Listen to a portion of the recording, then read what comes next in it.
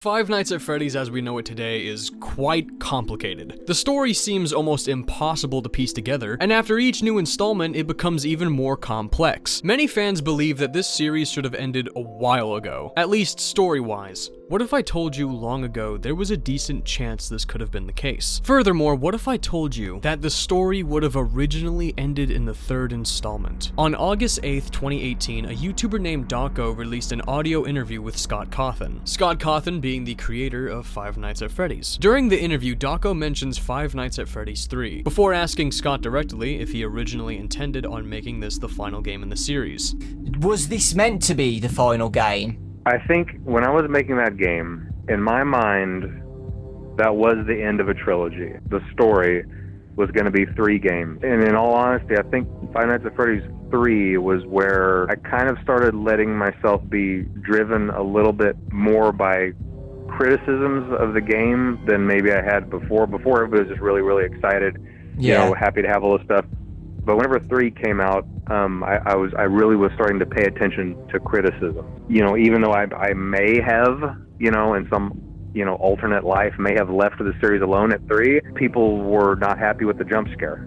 And it's kind of as simple as that. People weren't happy with the jump scare of Springtrap, and that really bothered me. Kind of in my mind, I wouldn't let the series rest in a way. Scott implies that this was originally meant to be the final game. However, criticism regarding Springtrap's jump scare led him to reconsider, hoping not to end the series in a potentially lackluster way. In response, he made another game, then another game, then another game, and here we are today. But the question I have is, what if there wasn't any criticism? What if this game came out with little to no flaws and was received generally well? In other words, what if Five Nights at Freddy's ended sooner?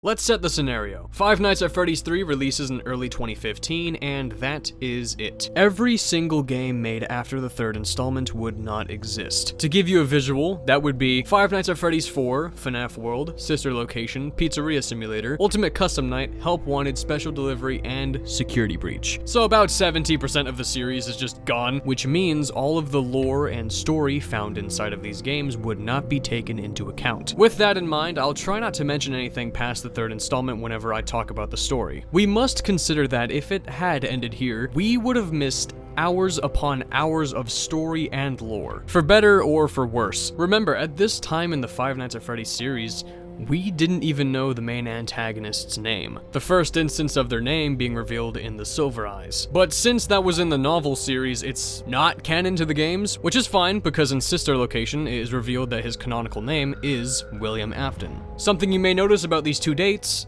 is that they're far from the third game. Fnaf 3 was released on March 2nd, 2015, so it would be safe to say that we would not know this guy's name for quite some time. In 2015, you either called this man Purple Guy, or you called him Vincent. Given all of the details from the first 3 games and refraining from using anything past the third installment, the story would go something like this.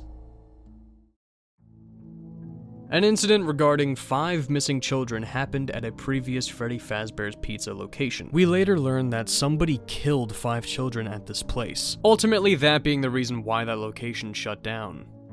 Now, after this, there are 2 speculations as to who did what with the bodies. Reading from the newspapers in Five Nights at Freddy's 1, we know that the corpses were put inside the suits due to the reports of what seemed to be blood and mucus oozing from the faces of the suits. But who put them there? On one hand, people believe the killer stuffed the corpses into the animatronic suits as a means to hide them, which is what the general consensus seems to be. However, a death minigame in Five Nights at Freddy's 2, which story-wise takes place before the first game, shows the puppet, which we learn is possessed by a previous victim of the killer, giving the gift of life to the dead children, putting them inside of the suits, which they then possess. Now, whether the killer or the puppet put them in the suits, or if the killer put them in the suits, but the puppet gave them the ability to possess them, I don't know. Regardless of what happened in the story, the suits were then possessed by the victims. The minigame I mentioned earlier initially only shows 4 of them, but right before before it ends, the 5th one appears in the middle of the screen. So 1, 2, 3, 4, 5, 6 confirmed victims. The suits possessed are the puppet and the original cast we see both in the first game and the second game. After they each possessed the costumes, they sought out to punish the man who took their life. They mistake you, the night guard, as the person who killed them, leading them to attack you. The killer decides to return to the establishment after it becomes abandoned and destroys the animatronics.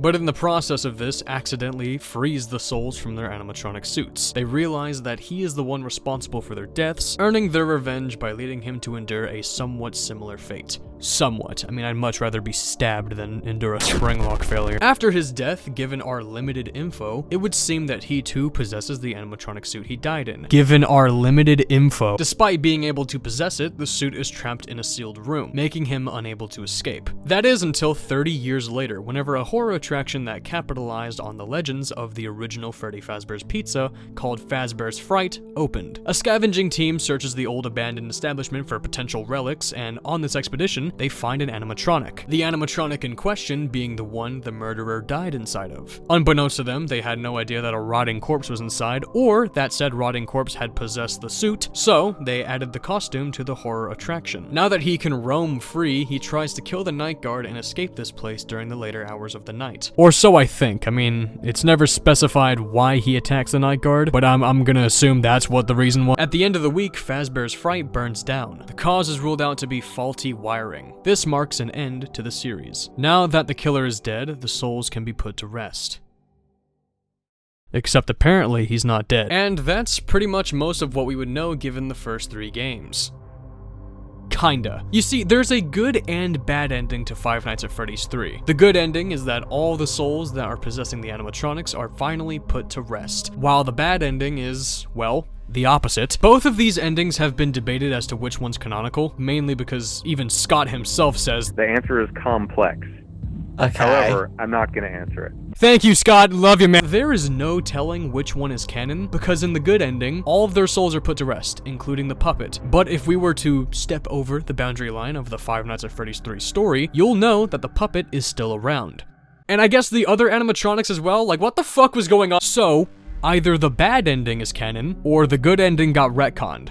I don't fucking know. In this scenario, we wouldn't have any of the other games to go off of. I would imagine the canon ending would be up to interpretation. There are some additional things that I should have mentioned, but I just couldn't really find a place to put them in that kind of story I was explaining, but I'm gonna go ahead and mention them now. One of the big ones being that you find out in Five Nights at Freddy's 2, through playing one of the death minigames, that 5 more victims were murdered or went missing at this location, separately from the previously mentioned 6, which happened at a different location. Now, on paper, this sounds vital, but it's not. The people that were killed in these death minigames, as far as I know, did not possess the toy animatronics. I mean, it's never been confirmed, and there's a lot of evidence to support each side of the argument. I just think that if they were possessed, it would be a bit more apparent in the story, because believe it or not, they are never mentioned in the story again, even to this day, and they were never given names. One of the few pieces of concrete info we even get out of this is the fact that the location in the second game was going to close down due to more incidents happening there, but ultimately was closed down for a different reason. The phone guy tells us that the place is closed down, and that someone used one of the suits in the back, and now none of the toy animatronics are acting right. Yet they're still gonna hold an event for a birthday party the next day, and we were gonna be moved to the day shift, where all of the toy animatronics are gonna be active and walking around. And I guess one of them just got a little hungry, this incident being called the Bite of 87, where one of the animatronics bit off someone's frontal lobe. The Bite of 87 being mentioned in the first game because, like I said earlier, second game takes place before the first game. This incident ultimately being the nail on the coffin for the location in the second game. The toy animatronics being abandoned and scrapped while the withered ones were refurbished. Any other incidents regarding bites or dead people would not have happened yet because, like I said before, third game in the scenario is the final release. We would also know bits and pieces about Fredbear's Family Diner, but honestly the only thing we would know is that the suit that William died in came from there. Alright, I think that's enough of the story, okay?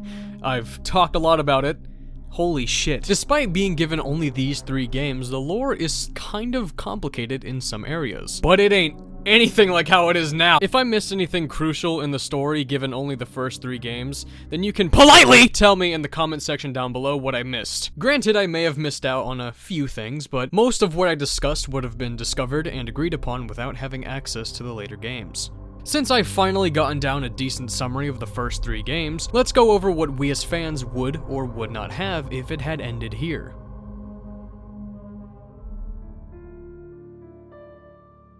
It's safe to say that we wouldn't even have a fraction of the current merchandise we have today. It goes without saying that if there were fewer games, there would be less merchandise. However, this could have made companies focus much more on the second and third game merch. For some reason, not too many companies utilized the withered or phantom animatronics. If anything, a lot just seemed to skip over them. For example, back when Funko made their Fnaf action figure sets, they made their first series, which had all of the first game's characters. If you collected all of them, you would have enough pieces in each set to build Springtrap. Why is Springtrap in the first series? I don't know. Their second action figure set?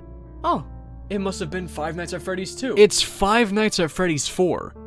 And Funtime Foxy? What? They just skipped over 2 whole fucking games. They never came back to it, by the way. They just kept moving forward until they ran out of ideas and started making some random shit. Why would I want an action figure set of Five Nights at Freddy's 2 when I can have Cheese Trap? You wanna know the weird part? They made models for the FNAF 2 figures. They have the models made, but like, oh, you've got to see this. What the fuck is this? Funko is the main contributor to this issue, but other companies have done similar stuff. All of this to say that if Five Nights at Freddy's 3 was the final game, I can almost guarantee that Funko and all these other companies would have made complete sets for the second and third games. And chances are, the Wizards and Phantoms would be way more utilized in merch.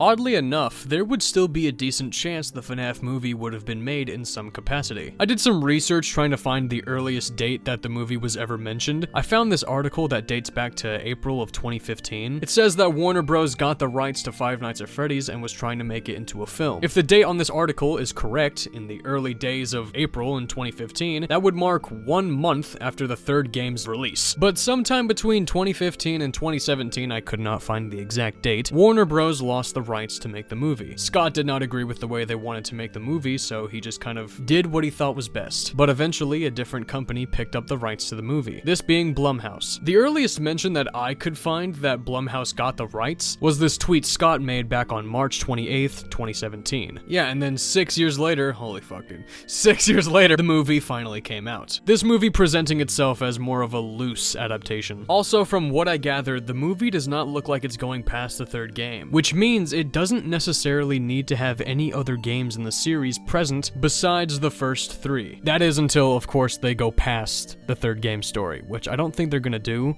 but they could. I'm not from the future. You are.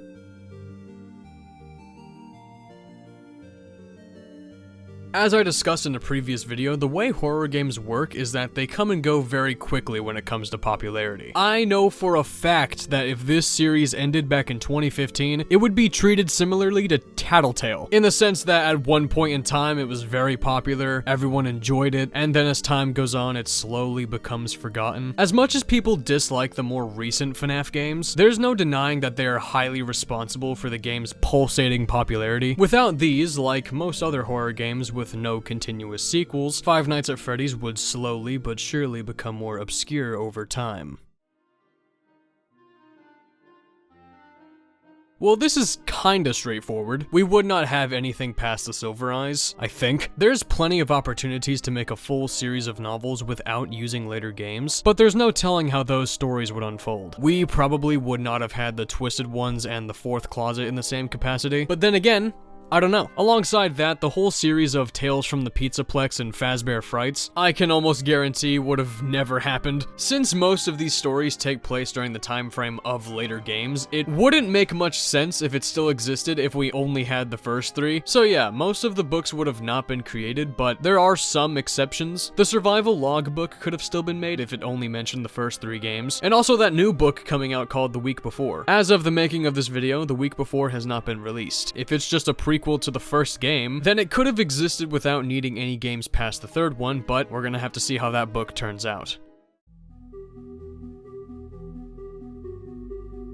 The existence of fan creations in the FNAF community is half the reason the game's popularity is still thriving. Hell, I've met people who don't know what Five Nights at Freddy's is, but they still listen to the Living Tombstone songs on it. But would these creations still have such an impact if the series was cut short? Well, let's have a look at what we would be left with. Even if FNAF 3 was the final game, I do believe fan games would have still given us great content past the end of the series. Games like One Night at Flumpty's, Five Nights at Candy's, The Joy of Creation, and most other FNAF fan games made during the earlier years would have existed. The same can't be said for games made after 2016. For the most part, anything that takes inspiration or is based on a game after this point would not exist. The same goes for songs, theories, or any other kind of fan-created media made after the third game. A lot of this stuff is just self-explanatory, but one section to discuss you need to be a little bit more involved in is the arts and animations that were made during this time. For example, this might ring a few bells. Zajaku 37. Okay. Zajaku 37 is responsible for those really popular yet really old SFM FNAF animations. No doubt about it, if you were a FNAF fan 9 years ago, you definitely saw at least one of this person's videos in your recommended feed. Point being, all of their really popular animations would have still been around, but I cannot say the same for their whole cinematic universe they have going on, which is still happening to this day. Like, they're still making things for this. I mean, I gotta respect it. I have to. That might not have happened because if you watched any of them, you will know that the Nightmare animatronics are a pretty big part of it, and if we did not have the fourth game, we would not have the Nightmare animatronics. You're gonna want to brace yourself for the next one, Rebornica. This person's art had such a big impact on the community to the point where whenever Purple Guy's real name was revealed, that being William Afton, some people refused to call him by his actual name because they favored Rebornica's version of Purple Guy, Vincent. Anyways, Rebornica's art would have still been rampant through 2014 to 2015, but regardless of the fourth installment, they would have taken a break from drawing FNAF around the time of the third release. I know there is still some sort of lingering past controversy around this person. I must say, it's pretty difficult not to mention them. To this day, you search up Mike Schmidt FNAF, you hit enter and go to images, and what you see pop up, I'm talking at least 3 of them, are their design. Tony Krynite still would have had their animated series. I mean, it doesn't go past the third game lore, so why not? Pymations, fucking love that guy, would have still had his first 3 animations on the series. I could also wager in saying that Springtrap and Delia, or however you say her name, still would have been made despite it releasing almost 2 years after the third game. It also did not pull any significant lore or info past this game, so I mean, at the very least we would have had that. Wait! You get the gist of it. It's mainly just people who made FNAF content in between these 2 years. Regardless of how many creations we would or would not have, they still would have greatly impacted the game's community. And I'm willing to say, even if it did end back then, it would probably still have a fairly active community to this day. Albeit way smaller than it is now, but it still would have been there nonetheless.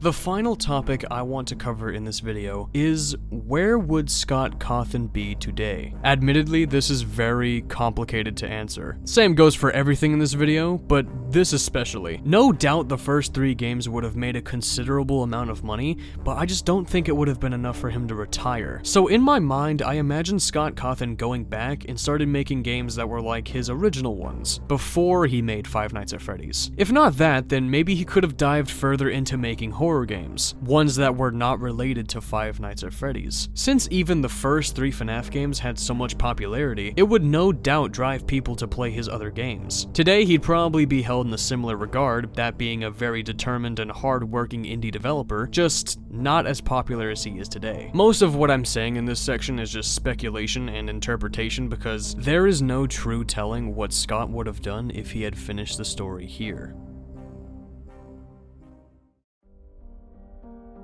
Old FNAF fans yearn for the years where the game felt more grim, more dark, and more brutal, to say the least, while new FNAF fans adore the newest installments regardless of how it impacts the theme of the games. I've discussed the majority of what we would and would not have if Five Nights at Freddy's ended sooner, but a more interesting question is, should Five Nights at Freddy's ended sooner? Would this franchise have been better off if it had stopped many games ago? That's not a question for me. That's a question for you.